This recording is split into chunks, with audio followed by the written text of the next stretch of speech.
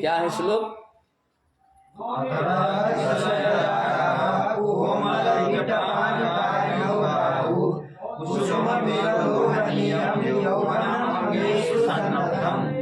ठीक है ना? अधरः किसलय रागः कोमल विटपानुकारिणौ बाहु। बाहु में बड़ा उकार है, ठीक है। कोमल विटपानुकारिणौ बाहु कुसुममिव लोभनीयं यौवनम अंगेषु सन्नद्धम। ठीक है, एक बार साथ में बोलते हैं।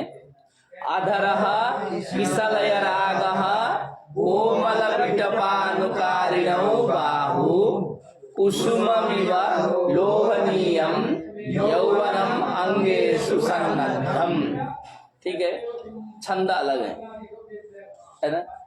जब साहित्य वाले साहित्य पढ़ाएंगे तो कैसे पढ़ाएंगे, छंद क्या है, अलंकार क्या है, इस तरह पढ़ाएंगे। तो शिखरिणी शार्दूल विकृति इत्यादि छंद नहीं, उसका तो आप जानते हैं। तो ये थोड़ा सा ये छंदों में आर्या का कुछ समझ में नहीं आता है। आर्या जो छंद होता है ना, इसका स्वर ही नहीं बन पाता है, ऐसा लगता है कि हम लोग गद्य पढ़ रहे हैं। ठीक है,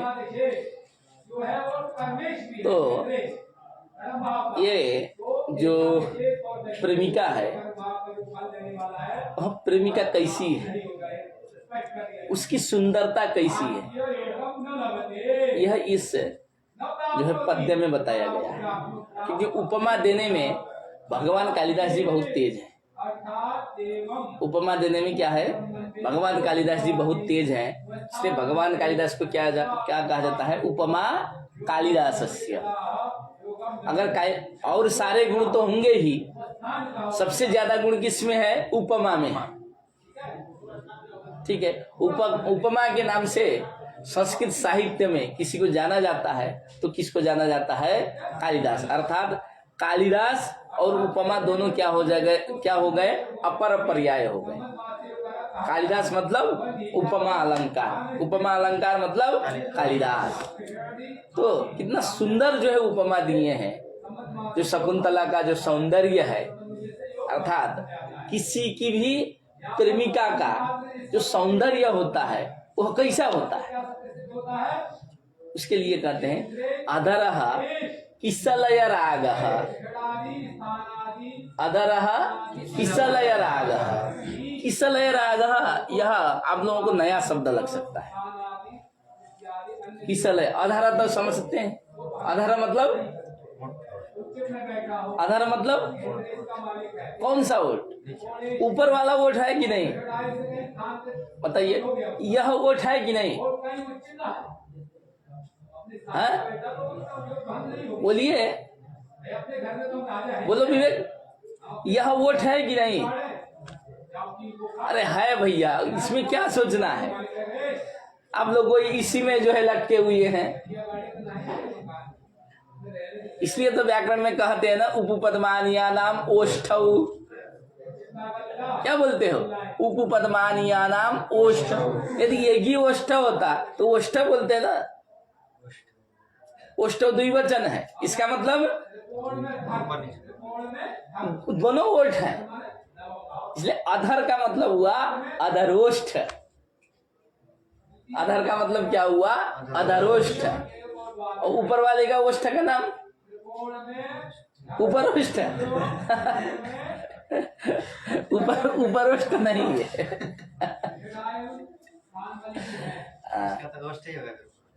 सामान्य ओष्ठ है, क्योंकि ज्यादा इसका प्रचलन है, इसलिए इसकी व्याख्या है अधरोष्ठ। नहीं समझे, प्रचलन इसका ज्यादा है नीचे वाले ओठ का, इसलिए उसको विशेष नाम दिया गया अधरोष्ठ। ठीक है, वो भी साहित्य में दिया गया, व्याकरण में क्या दिया गया। व्याकरण वाले तो शुष्क होते हैं ना, उन लोगों को ये सब प्रपंचों से मतलब नहीं है। ठीक है, अंगों का नाम देना, अथवा अंगों की जो है उपमा किसी से देना, ये जो है वैयाकरणों का काम नहीं है। वैयाकरण क्या करते हैं, शब्द शुद्धि करते हैं कि कौन सा शब्द शुद्ध है, साधु है, असाधु क्या है, इसमें ध्यान देते हैं। ठीक है, वो कठिन काम करते हैं वैयाकरण। अब साहित्य वाले आ गए तो ओठ का जो है नाम देने लगे, तो मुझे लगता है ऊपर वाले ओठ को सामान्य रूप में ओठ बोलते हैं, नीचे वाले जो ओठ है उसको क्या बोलते हैं, अधरोष्ठ बोलते हैं। हमारे यहाँ कुछ नहीं था इसलिए दोनों ओठ को क्या बोल दिया, ओष्ठऊ। हमारे यहाँ कुछ नहीं था इसलिए क्या बोल दिया गया, ओष्ठऊ। ठीक है, तो किसी भी प्रेमिका के जो ओठ होते हैं वो कैसे होते हैं, किसलय राग। कैसे होते हैं, किसलय राग। अधरा का अर्थ हुआ अधरोष्ठ। क्या अधर का मतलब क्या हुआ, अधरोष्ठ।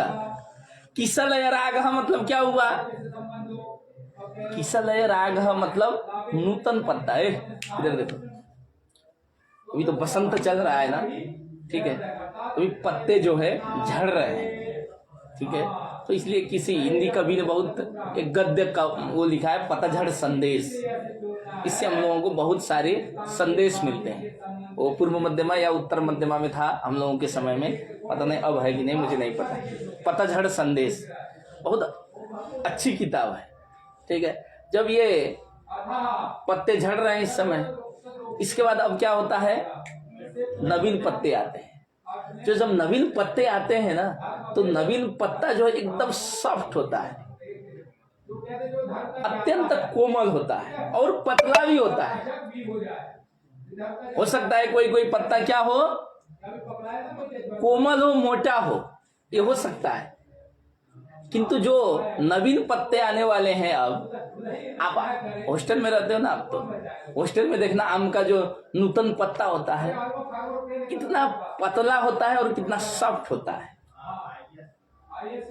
ठीक है, तो जो अधरोष्ठ होते हैं प्रेमिका के, वो किसके समान होते हैं, नवीन पत्तों के समान होते हैं, अर्थात बहुत पतले होते हैं और कोमल होते हैं। तभी तो साहित्यिक आनंद लेते हैं।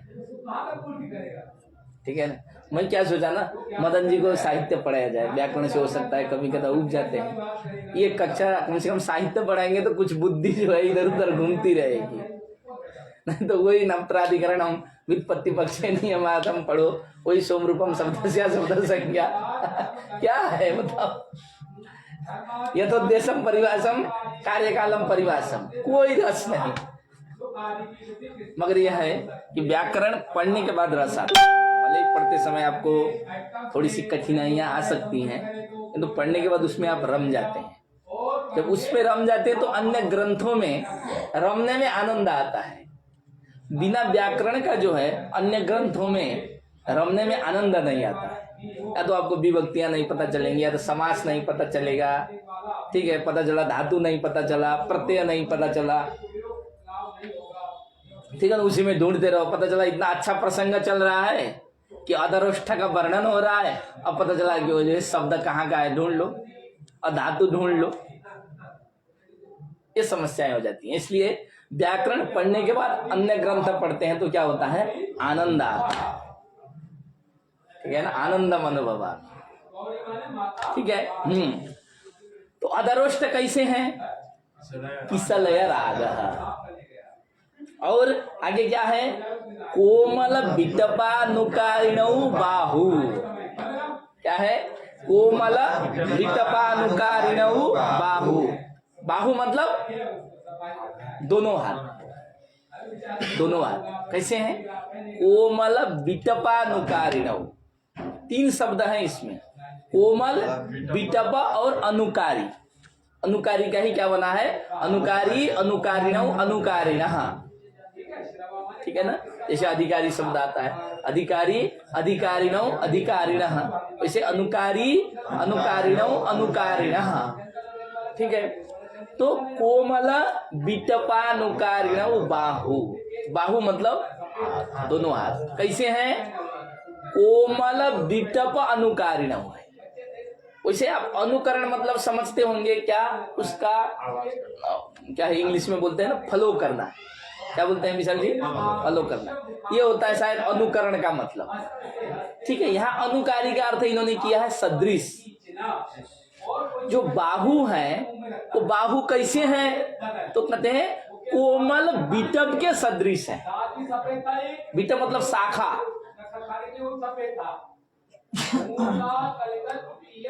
बात समझे? ठीक है, कोमल बिटप अनुकारिण बाहु। भाई अब प्रेमिका है, मैं बार बार कहता हूं, ठीक है, तो उसका तो हर चीज अच्छा लगेगा, और कुछ तो ऐसे फर्जी भी करना पड़ता है। तो ये ऐसा नहीं है कि दुष्यंत ही खाली शकुंतला की व्याख्या कर रहा है अथवा शकुंतला का जो सौंदर्य है उसकी व्याख्या कर रहा है। ये हर प्रेमी और प्रेमिका की कहानी है। मदन कभी कहेंगे तुम्हारा आदर्श अच्छा नहीं है? कभी नहीं कहेंगे, वो जैसी भी रहेगी। क्यों असीम जी? देखिए विनोद जी भी हंस रहे हैं अब मदन जी को देख करके, सोच रहे हैं कोई है क्या? है ना? हाँ, ठीक है। तो व्याख्या करनी है, तो क्या उसके हाथ कैसे हैं? तो कहा कोमल बिटपानुकारिणौ। आगे क्या है? यौवनम अंगेषु सन्नद्धम। इसका अन्वय शायद हमने नहीं लिखा है। क्या है अन्वय? बोलिए, एक एक शब्द का क्रम से लगाएंगे तो अच्छा रहेगा। अन्वय बोलिए, क्या लिखे हैं आसिम जी?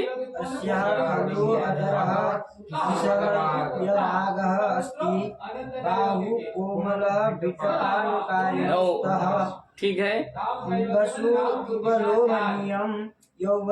सन्नद्धम। ठीक है, फिर से बोलिए। देखिए विभक्तियां लगा के जो है अन्वय लिखाया गया है। क्या है? फिर से बोलिए।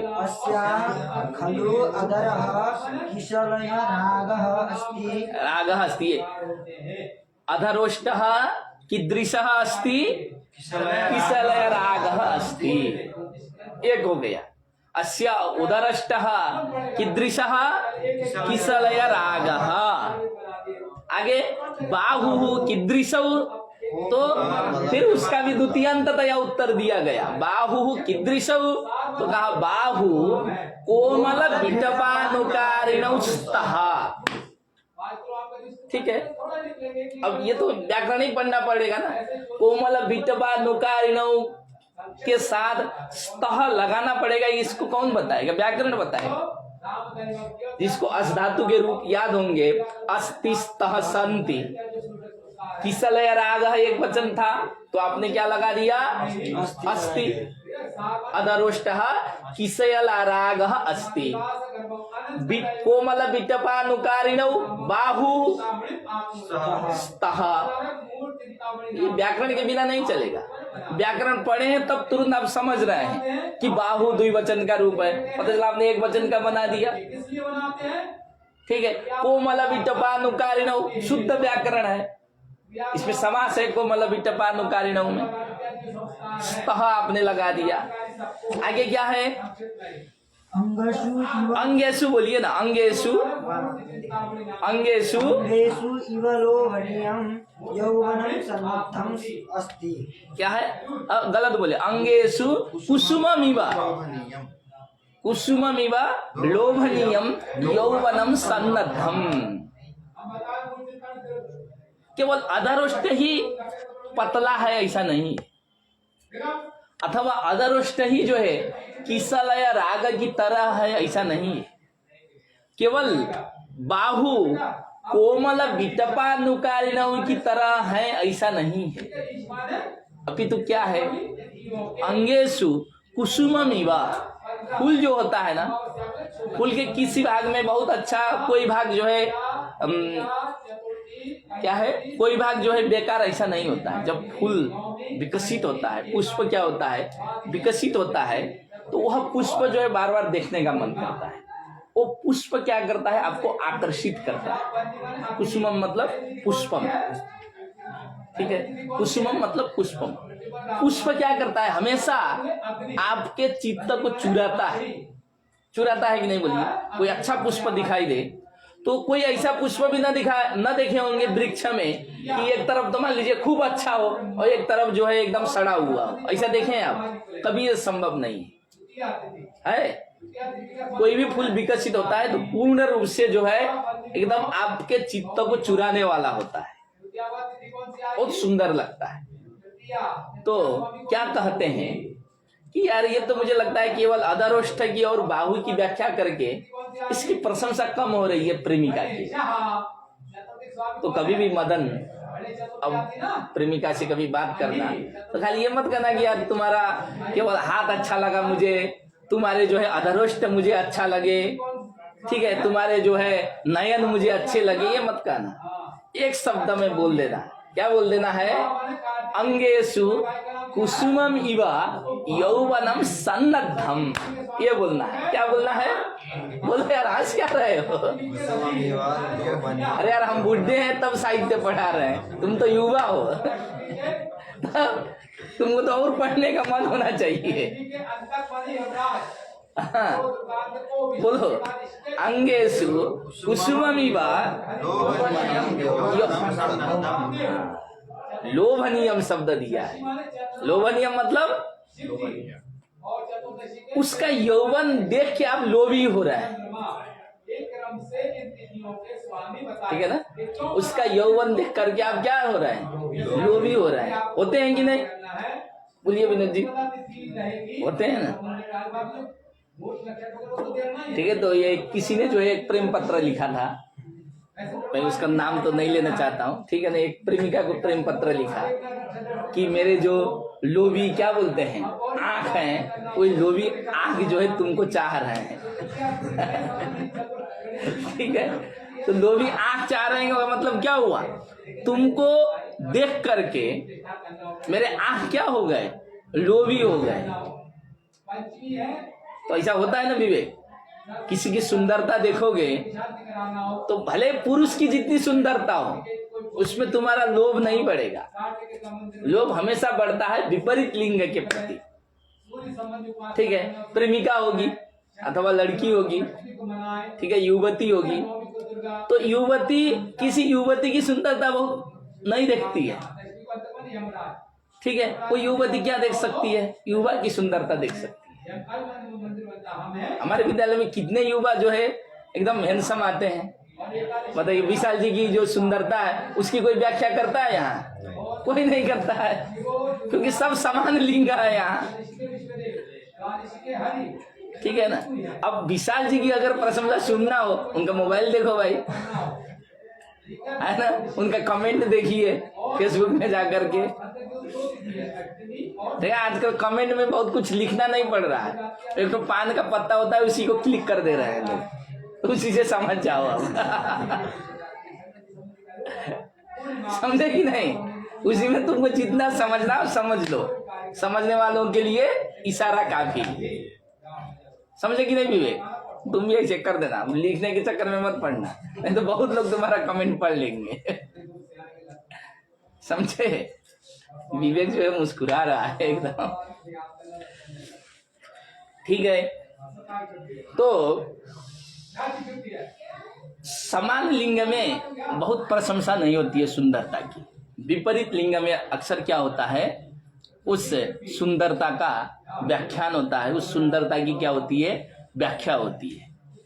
तो क्या कहते हैं? जो तुम्हारी अंगेषु कुसुममिवा लोभनीयम, ठीक है, मतलब वह पुष्प की तरह तुम्हारे अंगों में क्या है? लोभनीय जो यौवन है वह व्याप्त है। सन्नद्धम का अर्थ होता है व्याप्त होना, अर्थात केवल आंख में, केवल ओष्ठ में, केवल बाहु में मुझे तुम्हारी सुंदरता नहीं दिखाई दे रही है, अभी तो संपूर्ण अंग में क्या है? सौंदर्य है। संपूर्ण शरीर में, संपूर्ण अंग में सौंदर्य है, इसलिए सारे लड़के क्या हो रहे हैं? लोभा गए हैं, लोभी हो गए हैं, ठीक है ना विवेक? ऐसा होता है ना, ठीक है? कोई एक युवती जो है बहुत सुंदरी हो तो सब 10 लड़के देखने लगेंगे उसी को, और कहेंगे क्या, यार देखो यार बढ़िया। कभी कहेगी नहीं विनोद जी? नहीं कहे, संत पुरुष है ना आप तो, ये पे चंदन लगाते हैं। क्या ये सब हम लोगों को तो करना ही नहीं है, हम लोगों का काम ही नहीं है। हम लोगों का तो काम क्या है, पढ़ना, वो भी संस्कृत शास्त्र की रक्षा करना, देव भाषा को पूजना, यही हम लोगों का काम है। ठीक है ना? और जिसको जो करना हो और लोग कर ले। ठीक है, हमारा काम है बता देना कि हाँ ऐसा होता है। ठीक है, तो क्या कहते हैं, अंगेशु कुसुममिव, आगे क्या बता रहा जी, लोभनीयम यौवनम सन्नद्धम। तो इससे क्या हुआ कि संपूर्ण जो शरीर है क्या है, वो अत्यंत लोभनीय है और प्रत्येक शरीर, क्या है, शरीर के प्रत्येक अंगों में क्या है, सुंदरता व्याप्त है। मैं इसकी व्याख्या नहीं कर सकता हूं। आपकी जो सुंदरता है क्या है, वह शब्दातीत है। ठीक है, बस मेरी भावनाएं समझ लो, मैं इस शब्दों में जो है व्याख्या नहीं कर सकता हूं। तो पूरा एक बार श्लोक बोलिए। अधरः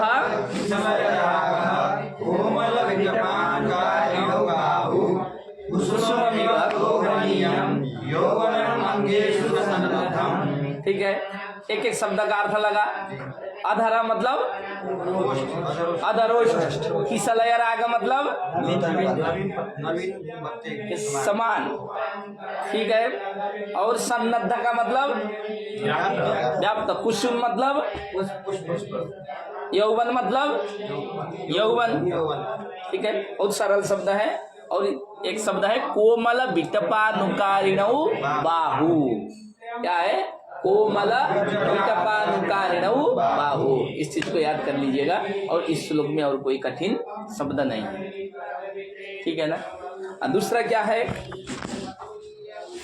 भवहृदय सविलासं संप्रति संदेह निर्णयो जातः आशंकसे